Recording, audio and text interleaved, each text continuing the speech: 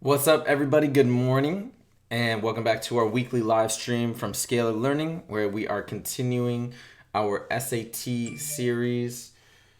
And we are already up to calculator section of test 6 from Khan Academy. So we're going to keep going.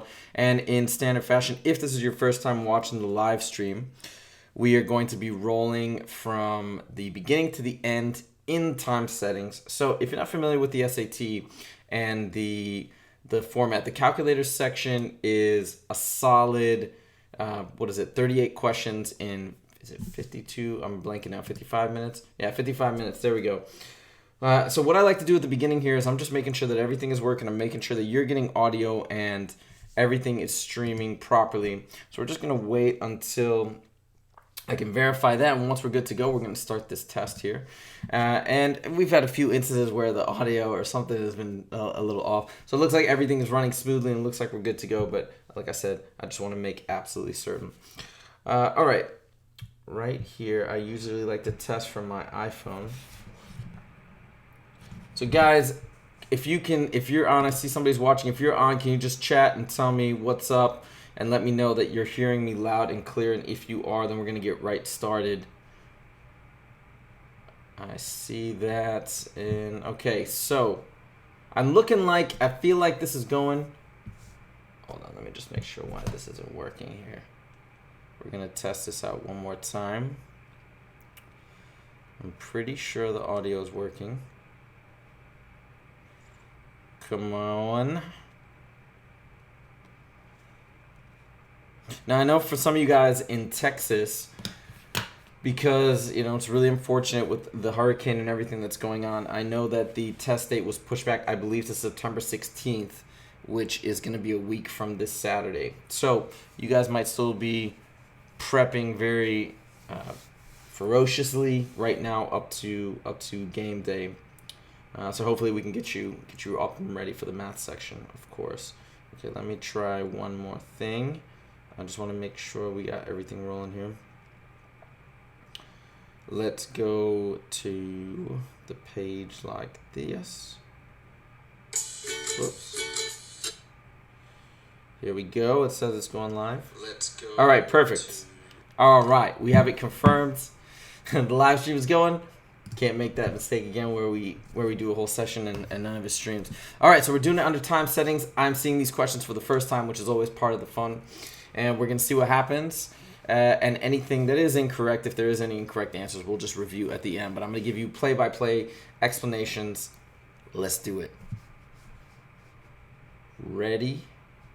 See, and you can see everything over here, right? This is my whiteboard. Ready? Let's begin. All right, which expression is equivalent to this? Here, all we're doing is we're distributing that negative on the second entire term, so it becomes positive 3x squared, right? The negatives cancel out, minus 2x, and then plus 7 because the negatives cancel out. So these guys and these guys combine to be 3. These guys and these guys combine to be 5x squared, and this stays alone because this has no common term. So it's like this, 5x squared minus 2x plus 3. Whoops. Let's go to the next question. Oops, come on, delete. All right, this is having a little glitchiness. The graph above shows the position of Paul and Mark during a race. Paul and Mark each ran at a constant rate. Mark was given a head start to shorten the distance, right? That's denoted by this guy. He jumped up at 18 feet. Paul finished the race in 6 seconds and Mark finished in 10 seconds, so Mark still lost. According to the graph, Mark was given a head start of how many yards? The head start is just the y-intercept. It's up here, right? It's going by 12. Each one is 6, actually. So 6, 12, 18. And that's his head start. Okay. Snow fell and then stopped for a time. When the snow began to fall again, it fell at a faster rate than it had initially. Assuming that none of the snow melted during the time indicated, which of the following graphs could model the total accumulation of snow versus time?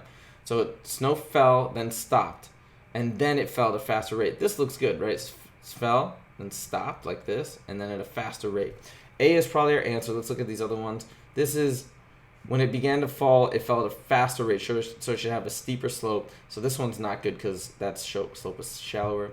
This is snow like going away, or you know what I mean, like actually the snow decreasing, and this is just a continuous one, so we're going to go with A. A website hosting a service charges business on a one-time setup fee of $350. Watch how I'm going to write this right as I read it. $350 plus D dollars for each month. Okay.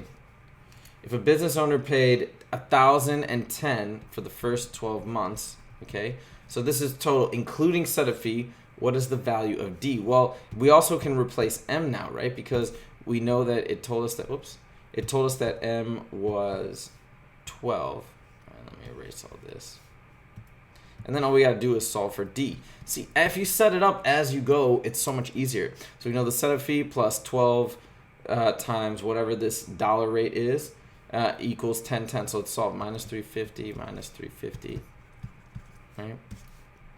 12D equals, what is that, 660, I think. And this is the calculator section, so you can use the calculator if you want. But I think that's right. And then we divide by 12 and divide by 12. And we got D equals 6. It's 5. It's 55, I think. But let's use a calculator here. Let me see. I always like to have it up just to be safe. So what was it? It was 660 divided by 12. 660 divided by 12. All right, and I wouldn't leave it up to mental math totally. I mean, depends on your comfort level, but on the real test, you got a calculator. Just use it just to be safe. All right. 6x minus 9y is greater than 12. Which of the following inequalities is equivalent to the inequality above? So we got to figure out what do they do here. This isn't right for sure. Here they divided by, if you divide everything by 3, it looks like that's what they're doing. You divide everything by 3, you get 2x minus 3y is greater than 4, and that is B. I know it's equivalent. I don't really care about the other ones, and that's that.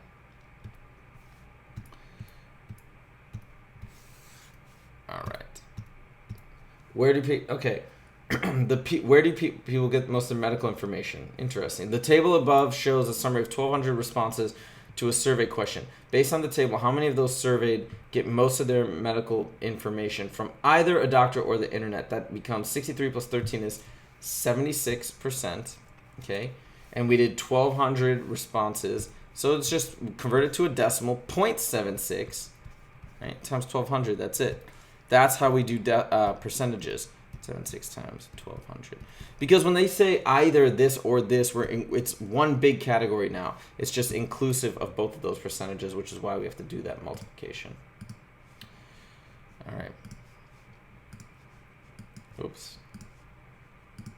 The members of a city council wanted to assess the opinions of all city residents about converting an open field into a dog park. The council surveyed a sample of 500 city residents who own dogs. The survey showed that the majority of those sampled were in favor of a dog park. I'll just say dog, check. I don't know. Which of the following is true about the city council survey? So wait, sample 500 city residents, and they only surveyed people who own dogs, which is, right? You can tell that's not a great survey already. Majority of city residents, no, because it's not the majority of city residents. It's not a fair sample. They only chose people who own dogs. It's already biased. The survey sample should have included more residents who are dog owners. No, because they only did dog owners. It doesn't matter. The survey sample should have consisted entirely of residents who do not own dogs. No, that would have been biased in the other direction. We need a fair sample of dog owners and non-dog owners. It's biased because it's not right. I would say D. Okay, let's go on to the next one. The ice cream and topping selections. The table above shows the flavors of ice cream and the toppings chosen by the people at a party. Each person chose one flavor of ice cream and one topping. Okay. 8 people chose vanilla, 6 people chose chocolate. 5 people got caramel. Oh, I see, and hot fudge. Okay. Of the people who chose vanilla, so we already know we're talking about the 13 people, what fraction chose hot fudge as a topping? That's it. 8 out of 13. You just want to be careful not to add everything. They're only looking at that sample size. All right, number 9. Oops. All right.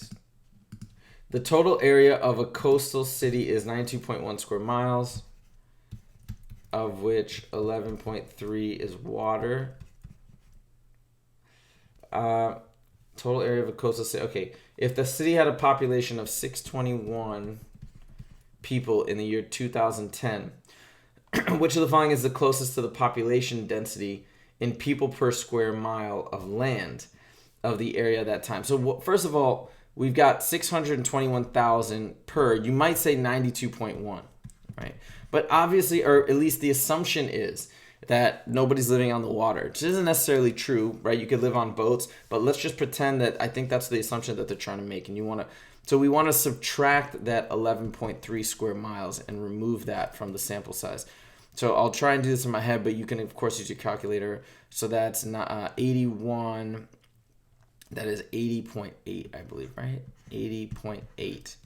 And then we've got so it's 621,000 over 80.8. Let me just make sure, 91. Yeah. So let's use our calculator for this. 621,000 divided by 80.8 equals 76. It's this one approximately, and they said closest to the population density, so I'm going to say 7690 because I got 7685, and I think that makes sense. So let's move on to the next one. Okay. Between 1497 and 1500, Amerigo Vespucci embarked on 2 voyages to the world. According to his letters, the first one was 43 days longer than the second. So we'll say, I don't know, first equals the second plus 43. So the first one, second one. And the 2 voyages combined are a system of equations. So this is beautiful. The 2 voyages combined. So here's my first equation. My second one is the first one's, the 2 combined equals 1003. And that's it. And now we need to solve for the second voyage. So all we got to do is plug and chug. We're trying to solve for this. Replace it with the f down here, right? We already know they equal each other. Let's replace it. S plus 43 plus S equals 1003. And we only need to solve for this second one. So this equation will do the job. 2S plus 43 equals 1003 minus 43 minus 43. 1003 minus 43 should be 960, I believe. Divide by 2, S equals 480. So the second trip is 480 days, and that makes sense because the first trip is 43 days longer. So the first one would be 523, and you add the 2 and you get 1003, so 480. All right, next, 7x plus 3y equals 8, 6x minus, so a system of equations again. So we're trying to, first we got to find the solution. We got to find x and y, and then we got to subtract them. That's the, so they trick you, not trick you, but a lot of times they add this extra piece, which is confusing. So look, this is perfectly set up for elimination, not substitution. I'm going to show you why in a second. So elimination, we just add the 2 equations together, and these are going to cancel out. You just want something to cancel out. You may have to manipulate them first. Here we don't have to. 13x equals 13. X equals 1. If x equals 1, we plug in a 1 here. We get 7 plus 3y equals 8 minus 7 minus 7. We get 3y equals 1. 1 equals 1. Y equals 1/3. So y equals 1/3 and x equals 1. Yeah, that's right. Y equals 1/3. X equals 1. 6 minus 1 is 5. So it works for both equations. And we want x minus y. What's 1 minus 1/3? That equals, you could use a calculator if you want. You'll get 0.66666, which is 2/3. Okay. All right. Oops. Wrong button. Now we're actually not doing great on time, to be honest. We've got, I mean, we're doing okay, but 12 questions, 44 minutes, because they're going to get harder. So we got to pick up the pace. Sunflower growth, and this is a chart of sunflower growth, days versus height. Going up by 7 or going up by weeks. And this is another graph just to show the progression. Spikes here and then levels off. And which okay, whatever, cool. That just explains the graph. Which is the average growth rate the least? So where is it the least? It looks like up here. It looks like from 77 to 84. Of these options, the slope is the least here. So I'm going to go with option D. And then the function h is defined by ht at constant models, h height in centimeters, days growth. Oh, here, I missed all this. It's defined by ht. Did I make sure I read all of this? Yeah. Which time period? Yeah, okay. Where a and okay, so ht equals at plus b, and models the height in centimeters of the sunflower after t. Oh, let me just make sure the live stream is good. Okay. Growth during time period in which the growth is approximately linear. What does A represent? A is the slope. So the predicted number of centimeters the sunflower grows each day during the period. Yeah. So every day as it goes up, yeah, A is right. It's basically just the change in height over days. But let's see what else we got here. The predicted height in centimeters of the sunflower at the beat. No. Height in centimeters of the sunflower at the no. Predicted total no. Okay, so it's just the slope. It's just the height per day that it's growing. A growth rate of sunflower from day 14 to 35 is nearly constant. On this interval, which of the following equations best models the height h in centimeters of the sunflower's t days after it begins to grow? Let's look at 14 to 35. 14 here to 35. So first, let's just figure out what that slope is. It's going from 40 all the way up to, like, let's say 130. So 130 minus 40, right? Over the change in x, which is 35, what is it? Minus 14. And this equals 90 over, what is that, 21? So let's just approximate. You know what? No, let's do the division. 90 divided by 21. Right? And we get 4.25, 4.3. Let's just make sure, because that's not as precise as I wanted. 130. Oh, this is a little under 40, so maybe 39 or 38. Oh, I did 35. Excuse me, that should have been 39. It should be 39 because it looks closer to 40. So 39. Oh no, that's this value. No, that value is good. I'm sorry. Let me undo this. It's this value that's off. The 40 is really more like, well, it's close enough. Let's say 39, 38 or something. Okay, so we got 92 now. So let's say 92. Let's see if that gets it. I'm assuming it's going to be B, but 4.4. All right. So I'm saying this, and it's minus 27. If we think, the way we can check that is if we continued this line through, yeah, is that where it's going to hit a negative 27? It's hard to tell. I'd say here's it. Yeah. Negative 27. I'm just going to roll with it. That looks right. We'll check again at the end, but basically I just calculated the slope and then went from there. So, all right, 40 minutes, we gotta hustle. So which of the following equations relate to y to x for the values in the table above? All right, so let's think about it. It's 1/2, so we can kind of do a little plug and chug. What is this? If we plug in a 1 here, we get 5/4 and not 11/4. So A, here's what I'm gonna do. On the test, you can just cross them off, but we can't do that here. A is out. B, plug in 1, we get 6/4. That's not 11/4. B is out. C, we plug in 1, we get 3/4 plus 2/4. That's 2 and 3/4, which is 11/4. So C is still in contention, right? That's term worse. Plug in 2. That's 6/4 plus 2. 6/4 plus, I'm going to say 8/4, which is 14/4. So C is out. It's got to be D, right? And here we're going up every time. Let's see how much we're going up by. We're going up by 14/4 every time. So it would be 7/4. Oh, and that works. This is the slope. It's got to be D, but let's just test it out. We plug in 1, and that's 14. We'll say 7/2 is, we'll double it to 14/4. 14/4 minus 3/4. It works. And then we'll say when it's 2 is 14/2, which is 28/4 minus 3/4, which is indeed 25/4. All right, I'm satisfied with D. I'm not going to check the rest. All right, let's go on. Next. Come on, delete. Which of the following is equal to BC over AB? BC over AB would be EF over ED. If no, they're not similar triangles. Excuse me. 58. I see. This is 32. So I'm gonna so look, I can tell by their right triangles, and they all add up to 180. This is 32 up here, and this is 58. So BC is equivalent to DF. Okay, we can just make equations like this. AB, which is the hypotenuse, is equivalent to ED or DE. So it's DF over DE, which is B.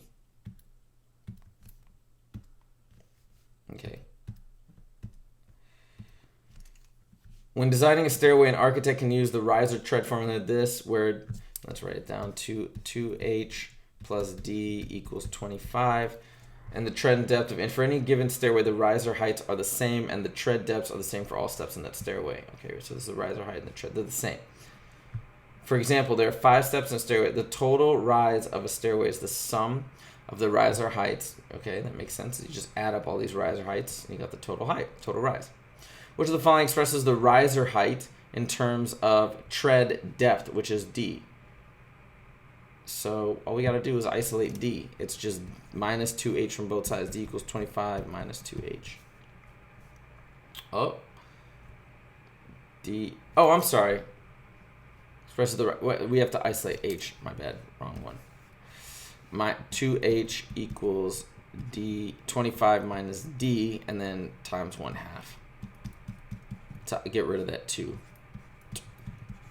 1/2 times 25 minus d. Some building codes require that for indoor stairways, the tread depth must be at least 9 inches. Okay. This guy must be 9. And the riser must be at least 5 inches. Riser height. Riser height must be 5 inches, right? According to the riser tread formula, which of the following inequalities represents the set of all possible values for the riser height that meets this code requirement? So H has to be, so hold on, let's see here. The tread depth must be 9, riser height must be at least, tread depth must be 9, and the riser height must be at least 5 inches. Now, what did it say? Didn't it say height and depth are the same? For any given stairway, the riser heights are the same. Oh, no, they meant all the riser heights are equal and the tread depths are equal. They're not equal to each other. All right. So which of the following inequalities represents a set of all possible values for riser heights that meets this code requirement? So we've got riser heights must be at least 5 inches. So it has to be greater than 5, but it has to be less than, let's see, so 10, let's see, and this one must be at least 9. So let's pretend this is 5. If this were 5, this could be 10 plus 9. So it could be 5. Its bottom is 5, right? Actually, it's got to be C. And then the greatest is 16 because this one has to be at least 9.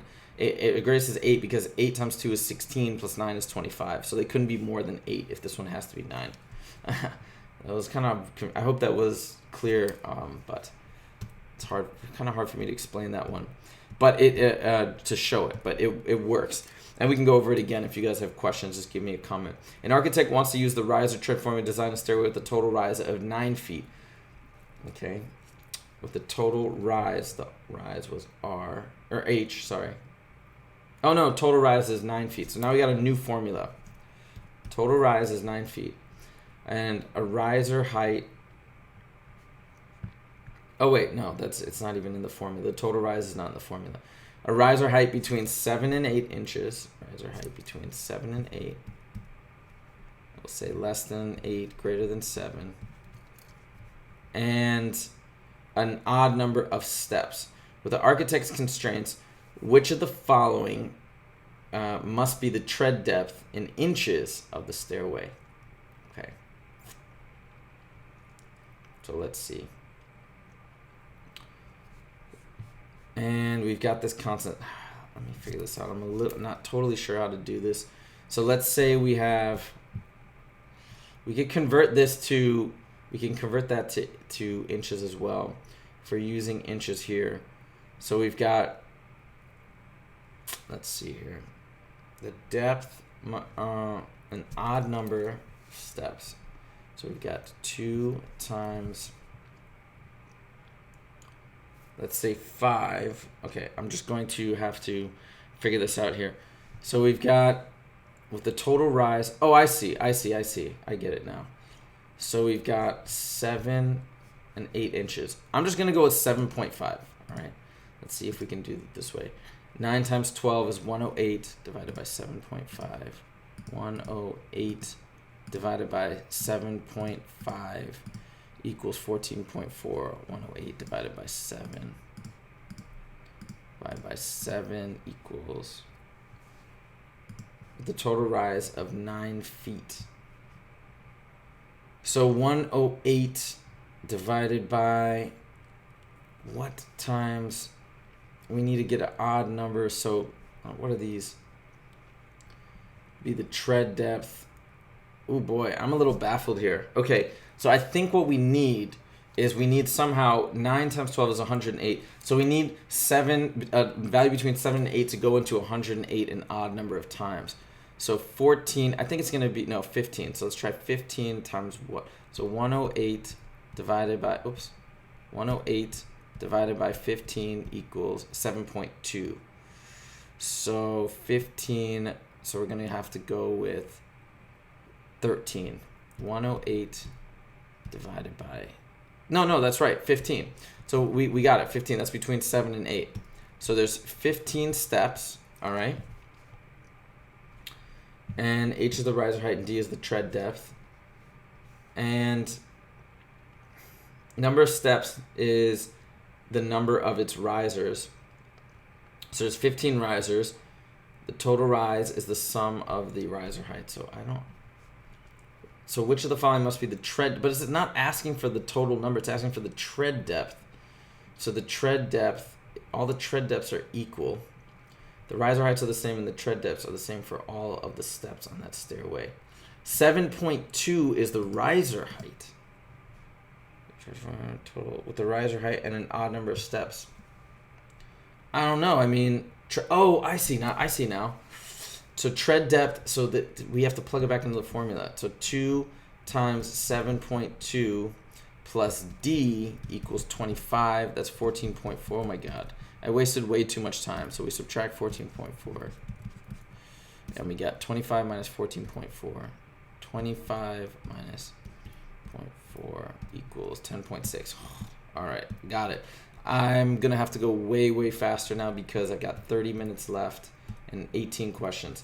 What's the sum of this? So I'm just going to multiply sum of the solutions. The solutions are 6 and negative 0.7, so it's 5.3. Study was under the weights on different types of fish in a pond. A random sample of fish were caught and to ensure that no one were in the weighed once and marked. The sample contained 150 largemouth, of which 30% weighed more than 2 pounds. Okay. Which of the following conclusions is best supported by the sample data? The majority of all fish in the pond weigh less than 2 pounds. So it's a random sample, and contain 100. Well, we can't know that because they're only talking about the largemouth bass. The sample contained 150 largemouth bass. The average weight of all fish approximately 30% of all I would say this is the best one.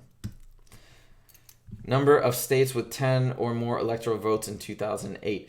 In 2008, there were 21 states with 10 or more electoral votes. 10 votes, 4, 11 votes, 4, 12 votes, 1, 13 votes, 1, 15 votes, 3. Okay. There were 21 states with 10 or more electoral votes. Shown in the table above. Based on the table, what was the median number of electoral votes for the 21 states? All right.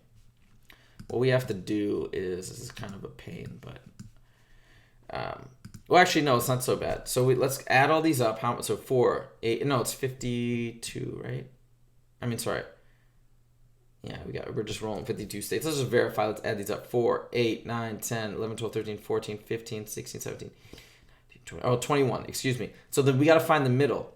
So the middle of 21 would be 11. Okay, so we got 10, 11, and then another 10. So we got to find the 10th value. 4, 8, 9, 10. So it's 13. I'm sorry. 4, 8, 9, 10. It's 15, excuse me. 15 would be the median.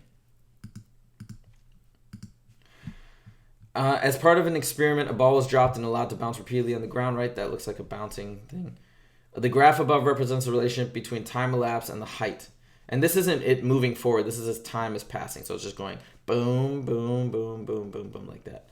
After it was dropped, how many times was the ball at a height of 2 feet? Once, twice, 3 times. That's it.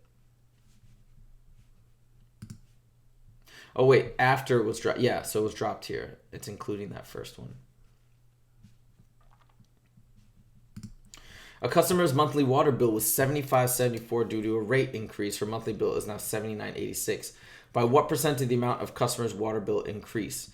So we multiply X times 75.7. This is one way to do it. Another way is you just take the difference and you put it over the original. Now let's do it like that. 79.86 minus 75.74 is 214. So 412 divided by the original 75.74. 412 divided by 75.74 equals 5%, 5.4%. Right? Because that's the decimal equivalent. You got to move the decimal over 1, 2. All right. Next, we've got this guy. Some values of the linear function f are shown in the table above. What is the value of f of 3? What is it? Is it linear? It's linear. So we know that in between here, it's basically going to be right in the middle of this, which would be at 1. Because it's going up by, the slope is just 4 minus negative 2 over 2 minus 0, which is 2. So it's 6 over 2, which is 3. So that means for every 1 change, this is going up by 3. So f of x is, I'm sorry, it's up here. So every time this goes up by 1, y goes up by 3, so it's 7. A gear ratio, oops, come on. A lot of times there's all sorts of nonsense that gets confusing. Let's see if there's a formula. Okay, gear A, and you know what, let's read this. Is the ratio of, I'm doing it now, a ratio of, okay, the ratio of the number of revolutions per minute of the 2 gears is S to R. In the diagram below, gear A is turned by a motor. The turning of gear A causes gear B and C to turn as well. If gear A is rotated by the motor at a rate of 100 revolutions per minute, okay, 20, 60, 10, I see. What is the number of revolutions per minute for gear C? So this does 20. So if this does 20 in a minute, this does 60 in 3 minutes, right? Because this will turn it. So 60 in 3 minutes. So B does, right? Yeah, I think I'm understanding that right. So, I'm sorry. If gear A is rotated at a rate of 100 revolutions, excuse me. So this does 100 revolutions per minute.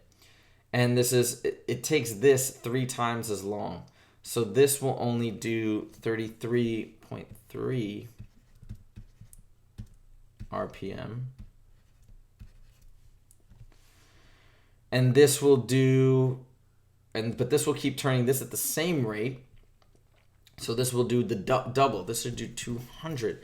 I think it's double because it's smaller. So it should be 200 revolutions per minute. It's exactly half, so it should be double. That's what I think. All right, let's move on. All right, we're almost to the free response, and then things get easier. XY plane, this is a circle. What is the radius of the circle? Okay, in order to do this, we first must get this into the right format, and we need to do a lot of stuff. All right, so first I'm going to Divide everything by 2. We cannot have coefficients when we're trying to get the formula of a circle. So it's x squared minus 3x plus y squared plus y equals 45 over 2, right? And then we got to complete the square. X squared minus 3x. And then we take half of this, which is 3 over has, and square it, plus 9/4. Okay. And we got to also keep subtracting 9/4 on this side too. We'll do that later. Plus, and then I'm going to also try and complete the square here. Y squared plus y. And then the coefficient's 1/2. That is 1/2 squared is 1/4 plus 1/4. So on this side, I'm sorry, we're adding. We're adding to this side, so we got to add to that side, right? So it's 45 over 2 plus 9/4 plus 1/4. All right? 9/4. So that's 10/4 plus 90/4. You see how I'm just getting common down? It's 100 over 4, which is 25. So we got 25 on this side. And this, now these are perfect squares, so we can go ahead and get them in that nice format where it's x minus 3 over 2. That's what this comes down to be. It's like whatever the square root of this is, it's x minus this squared. And if you actually FOIL it out, it comes back to exactly this. And then we've got y plus 1/2 squared. All of this doesn't matter. Okay, where they just wanted the radius, we just had to make everything perfect to get it into the right format to figure out the radius. And then this is radius squared, so radius isn't 25, radius is just 5. I think I did all of that right. We're adding to this side, so we got to add to this side, all this stuff. So everything should be good. I think that's solid. Those are tough questions. Next, we have 2 different points on a number line, or both 3 units from the point with coordinate -4. Okay. The solution to which of the following equations gives the coordinates of both points? All right. So it is it's x minus 4. I think it's this. Right? X plus -4, because this gives you 1 and 7. No, this would be wrong. No, this isn't right. -1 and -7. It's A. I just sort of had to reverse engineer that. It wasn't the greatest way to do it, but it's because we know that 3 units from -4 is -7 and -1. And this is the only one where that works. -7 in here gives you -3. Absolute value of that is 3. -1 plus 4 is 3. Absolute value of 3 is 3. It's got to be A. Let's go with this one, number 29. We got 2 more tough ones. And then we're in the clear for a little while. A motor powers a model car so that after starting from rest, the car travels s inches in t seconds. S inches in t seconds. Which of the following is the average speed of the car in inches per second over the first t seconds after it starts? All right. So s inches in t seconds. So we want s over t.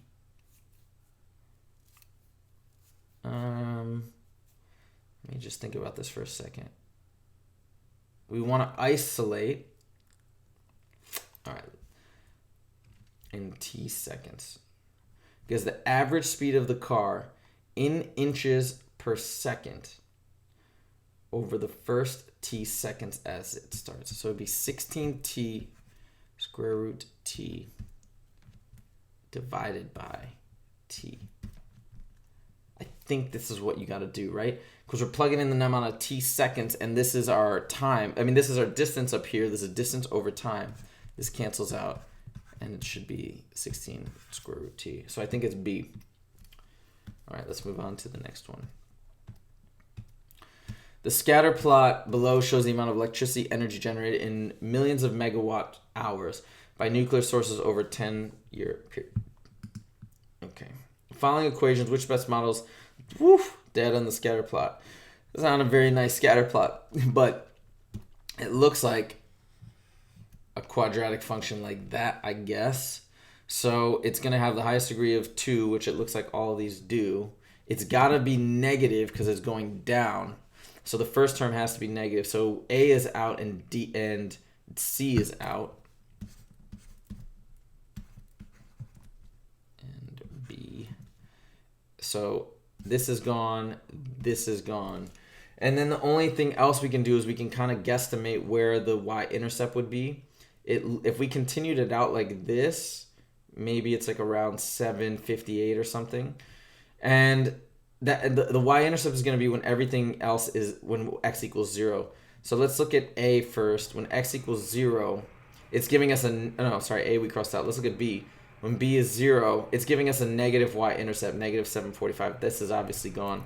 So it's got to be, this is meant to be a D. It's got to be D. And that's positive 745. That looks about right.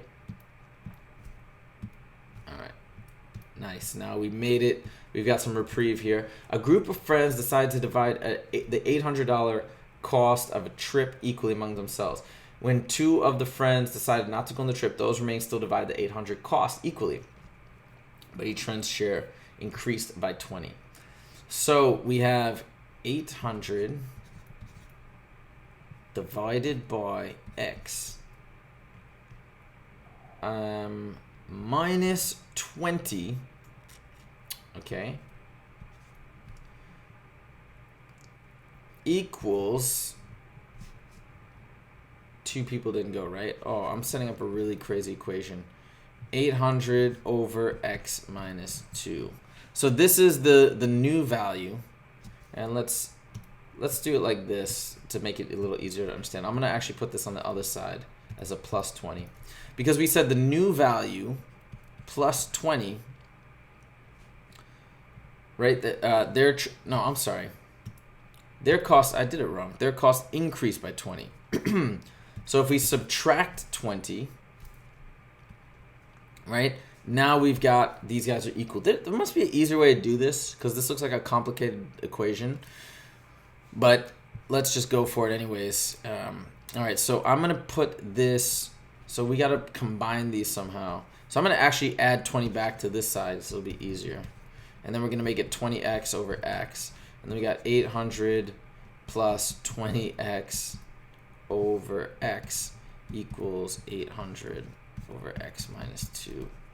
This seems bizarrely complicated for a number 31. But anyways, let's just keep going. 2, 3, hold on, let me think about it for a second. 4 is 200. 4 is 200. 8 is 8 to 10.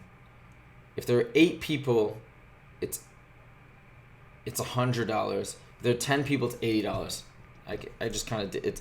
So it went from 10 people down to 8. There were 10 people in the group originally.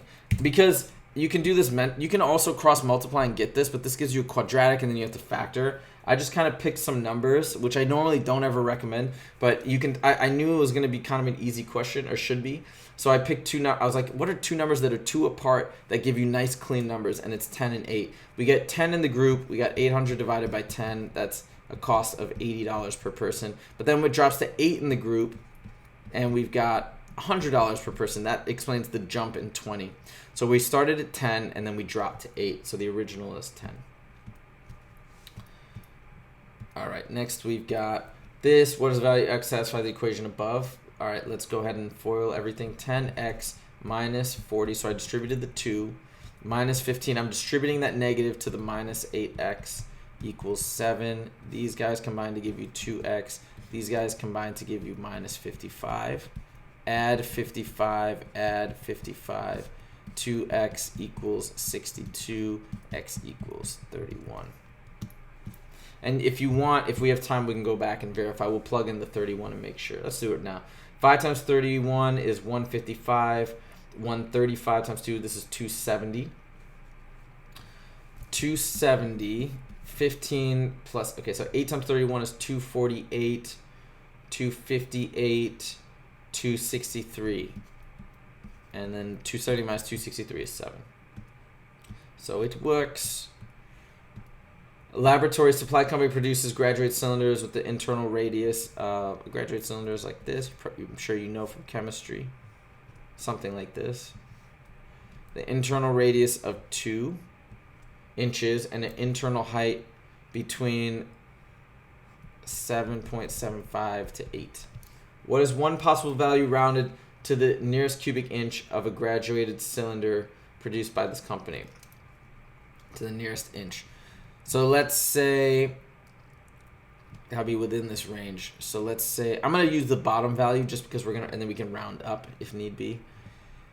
So we'd say the volume is pi r squared. It's basically the area of the bottom times the height times 7.75, and the radius is 2, so 2 squared is 4. So 4 pi times 7.75. 4 times pi times 7.75 equals 97. And then, so 97.38, and then let's do it again. 4 times, with the 8. 4 times pi times 8 is 100.5. So I'll just go down. So I'll just say 100. That's in between the two. In the xy plane, we've got this intersects the graph of y equals x. What is the value at the point 0, 0 and AA? Okay. What is the value of a? So let's just set these guys equal to each other. X, right? Y equals this and y equals this. So we can just set the two equal to each other. X equals 3x squared minus 14x. This gives us a nice thing here. Subtract x from both sides. 0 equals 3x squared minus 14x. And we can factor out an x. 3x minus 14. So 0, 0. So of course x will equal 0 as one solution, right, to get us to that 0. The other solution is 14/3, right, because we have 3x minus 14 equals 0. Add 14. Divide by 3. And it's the same. It's 14/3, 14/3. We're going to do this. It wants it as integer. Wait a minute. 14/3.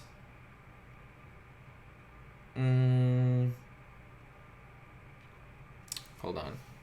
Did I do that correctly? 3x squared minus 14x intersects this x. Oh, I'm sorry. I didn't do this right. We're supposed to subtract x, subtract x. So it's minus 15x. There we go. Whew, good thing I caught that. So this is a 15 minus 15x, and we can actually factor out a 3 too. Then this becomes a this is so messy. All right, let's just delete all this. So now we factor out a 3x is x minus 5. So this is 0, and then the solution here is just 5. It's much better. And let's just verify that that makes sense. For here, the point would be 5, 5. Here, it should be also 5, 5. But let's plug it in. 5 squared is 25 times 3 is 75.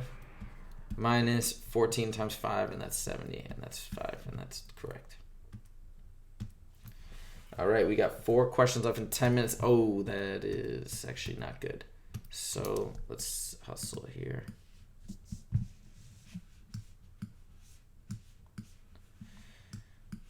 On. All right, cool. The line with the equation, this is graphed in the xy plane. What is the coordinate, x-coordinate of the x-intercept of the line? X-intercept is where y equals 0. So 4/5 x plus 0 equals 1. So 4/5 x equals 1 times 5/4 times 5/4. X equals 5/4. Or we could say, what is that? 1 1/4. So 1.25. Let's just go with 5/4. All right. I think that's right, right? X coordinate of the x-intercept of the line. Yeah. Okay. 3 questions left. Andrew and Maria collected 6 rocks, and the mass of the rocks are shown in the table above. And the mean of the masses of rocks Maria collected is 0.1 kilograms greater than the mean of the masses Andrew collected. What is x? So Maria's got more. So let's add Andrew's up here. We've got 2.4 plus 2.5 plus 3.6 plus 3.1 plus 2.5 plus 2.7. Did I get it right? 2.4, 2.5, 2.5, 3.7 equals, divided by 6. So hers is 2.8, his is 2.8, hers is 2.9.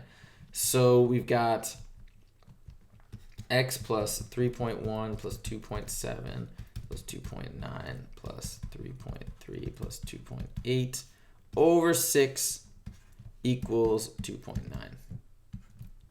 Okay. So let's add these up now. We've got 3.1 plus 2.7 plus 2.9 plus 3.3 plus 14.8. So x plus 14.8 over 6 equals 2.9. 6 times 2.9 is 17.4. So it's 17.4. I'm just going to subtract it, minus 14.8. Minus 14.8. 2.6. All right, let's hope that's right. 7 minutes go. 2 questions left. I like to have a lot of time on the last one because the last one usually, the last 2 can be tough. Jeremy deposited X dollars in an investment account. The amount of money in the account doubled each year until Jeremy had $480 in his investment account on January 1st of 2005. What is the value of X? All right. So it is X. Here's the formula. Here's the formula for compound interest. It is A equals P times 1 plus R over N, but we're not compounding to the T power. All right, so we'll just keep it simple. And it's telling us that it's doubling every year. So this is actually just 100 and 100, so this is 2. So it's 2 to the T power times principal equals, what is it, 480. That's the amount that we're going to have at the end. And the principal amount is what we don't know. The time is 4 years.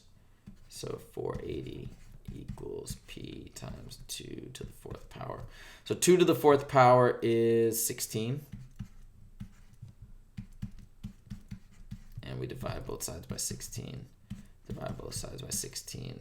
And it's 30. So he had $30. And now we can double check that and be like 30. You go and doubles in 1 year goes to 60. Doubles in 2 years goes to 120. Doubles in 3 years, 240. Doubles in 4 years, 480. So we had $30. And it works. Yay, we got 6 minutes. This is actually pretty good. 6 minutes for the last problem is good. A school district is forming a committee to discuss plans for the construction of a new high school. Of those invited to join the committee, 15% are parents of students. 45% are teachers. And 25% are administrators. And the remaining 6 individuals, 6, no percentage, are students. What percentage are the students, by the way? 15 plus 45 is 60. 70, 80, 85. So this equals 15%. That's good to know. How many more teachers were invited to join the committee than district administrators? Well, now we have to draw a relationship between the percentages and what's going on. So I can do it like this. 6, let's first figure out the total. 6, oh, this is one way to do it. 6 over x equals 15 over 100. We can use our percent proportion. That means 15x equals 600. Divided by 15, divided by 15. I think this is 40. Let's just double check. Divided by 15 is 40. So we got x equals 40. So that means there's a total of 40 in here. So let's see, how many more teachers? First of all, administrators, 25% of 40, that's easy, that's 10. So there are 10 administrators. And teachers is 0.45 times 40. 0.45 times 40. Let's use our calculator. Times 0.45 equals 18. So 18 versus 10. Don't forget how many more teachers than district administrators. 18 to 10, it's a difference of 8. Okay. All right. I feel pretty confident. I'm just going to go ahead and finish the section. We'll see if anything is incorrect. And if it is, of course, we'll go over it right now together. Yes. Let's see what we got. Come on. Sweet. All right. Every single one was right.